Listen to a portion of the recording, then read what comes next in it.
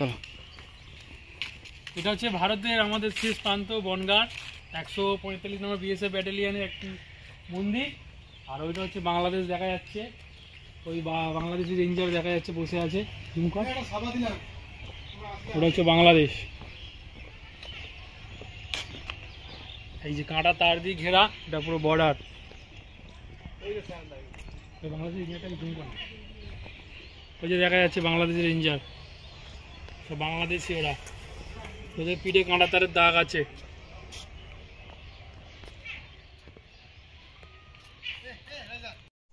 আজকে একটু পড়ার ফাঁকে চলে গেলাম বনগাঁর বাংলাদেশ বর্ডারে। বাংলাদেশ বর্ডারে গিয়ে দেখা হয়ে গেল আমাদের প্রিয় চন্দন ভাইয়ার সাথে। ও 145 নম্বর ব্যাটালিয়নে পোস্টিং আছে। তো এটা হচ্ছে বিএসএফের 145 নম্বর ব্যাটালিয়ন, যারা বাংলাদেশ বর্ডারের দায়িত্বে আছে। পড়াশোনার চাপে তো সময় পাওয়া যায় না, তাই একটু সময় বের করে সবাই একটু ঘুরে এলাম, বর্ডার দেখে এলাম। তো ওখানে গিয়ে দেখতে পেলাম ভারতের একদম শেষ প্রান্তে একটা মা মনসা দেবীর মন্দির আছে। এটাই হচ্ছে শেষ মন্দির, এরপরেই বাংলাদেশ। এই মন্দিরের পরেই এলাকাটা বাংলাদেশ। সবাই ভালো করে প্রিপারেশান নাও।